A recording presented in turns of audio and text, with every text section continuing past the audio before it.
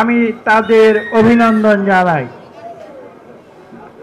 আপনারা জানেন যে 2024-এর জুলাই আগস্টে যখন বিগত 15 বছরের যে দীর্ঘস্থায়ী ফ্যাসিবাদ বিরোধী আন্দোলন সংগ্রাম তার চূড়ান্ত পর্যায়ে যখন আওয়ামী সরকারকে উৎখাতে তারা শেষ পর্যায়ে উপনীত হয়েছিল, তখন সেই সময় সেই স্বৈরাচারী সরকার ক্ষমতায় থাকার লোভে তারা মারণাস্ত্র ব্যবহার করে বাংলাদেশের তরুণ কোমল ছাত্র এবং জনতা তাদেরকে হত্যা করে তারা একটি মরণ কামড় দেবার চেষ্টা করেছিল। কিন্তু পৃথিবীর ইতিহাস বারবার যেটা প্রমাণ করেছে সেটা পুনরায় প্রমাণিত হয়েছিল 2024-এর জুলাই আগস্টে, এবং আগস্ট মাসের 5 তারিখে সেই পৃথিবীর ইতিহাসকে পুনরায় সত্য প্রমাণিত করে ফ্যাসিবাদী আওয়ামী সরকার কাপুরুষের মতো বাংলাদেশ ছেড়ে পালিয়ে যায়।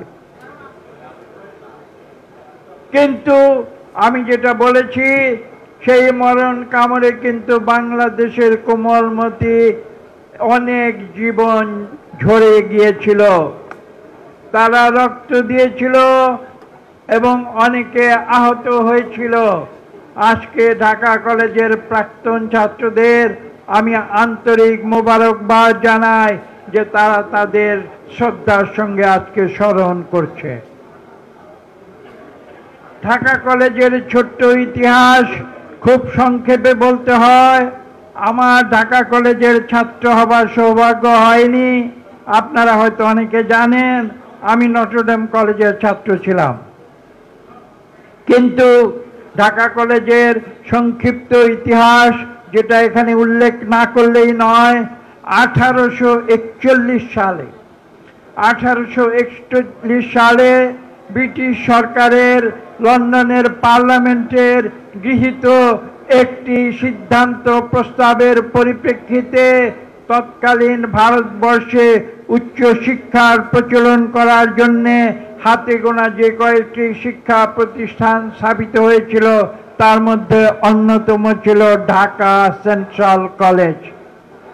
আপনারা অনেকেই হয়তো জানেন না, 1941 সালে ঢাকা সেন্ট্রাল কলেজ নামে এই কলেজটি প্রতিষ্ঠিত হয়, যা পরবর্তীতে 1846 সালে 5 বছর পরে তার নতুন নামকরণ হয় ঢাকা কলেজ, যে নামটি আজকে প্রায় 200 বছর ধরে আজকে পর্যন্ত সেই নামে গর্বভরে পরিচিতি রয়েছে।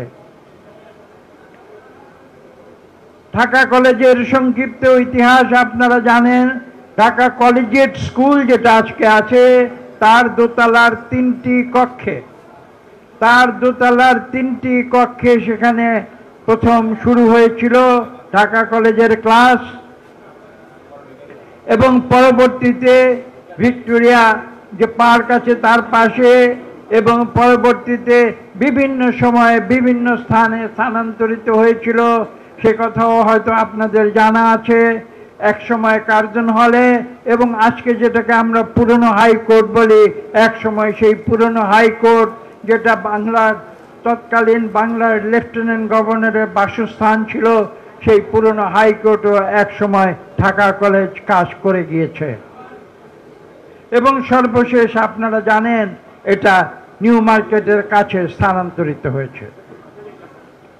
আমি এই ইতিহাসগুলো বলছি এই কারণে যে এই ভূখণ্ডে আমরা আজকে যাকে বলি বাংলাদেশ, সেখানে উচ্চশিক্ষার বিস্তারে, শুধু উচ্চশিক্ষা নয়, একটি বিশেষ নির্দেশে ব্রিটিশ সরকারের সময় ঢাকা কলেজে সায়েন্স এডুকেশন প্রচলনের সিদ্ধান্ত নেওয়া হয়েছিল, এবং আধুনিক যুগকে গ্রহণ করার জন্যে এদেশের মানুষকে জ্ঞান শুধু নয় বিজ্ঞানীও শিক্ষিত করার জন্যে ঢাকা কলেজকে নির্দিষ্ট করা হয়েছিল। আজকে গর্ব ভরে ঢাকা কলেজের সেই ইতিহাসগুলো তার স্মরণ করা প্রয়োজন। আমার নিজের কিন্তু একটি সংযুক্তি রয়েছে ঢাকা কলেজের সঙ্গে, সেই ইতিহাসটিও আমি এখানে না বলে পারছি না। আমার মায়ের যিনি বড় খালু, তিনি এই ঢাকা কলেজের প্রিন্সিপাল ছিলেন যখন 1947 সালে দেশ বিভাগ হয় তখন, এবং সেই সূত্রে আমি পারিবারিকভাবে ঢাকা কলেজের সঙ্গে সংযুক্ত বলে গর্ববোধ করি। আজকে ঢাকা কলেজের প্রিন্সিপাল এখানে আছেন, আমি তাকে বলবো যে আপনি গিয়ে কলেজের নথি ঘেঁটে দেখবেন এবং সেখানে দেখতে পাবেন আজহারুল ইসলাম তার নাম, সেই নামে তিনি ঢাকা কলেজের প্রিন্সিপাল হিসেবে সুনাম অর্জন করেছিলেন। এবং সেই সময় সাময়িকভাবে ঢাকা কলেজকে আজকের যে ফুলবাড়িয়া রেলওয়ে স্টেশন ছিল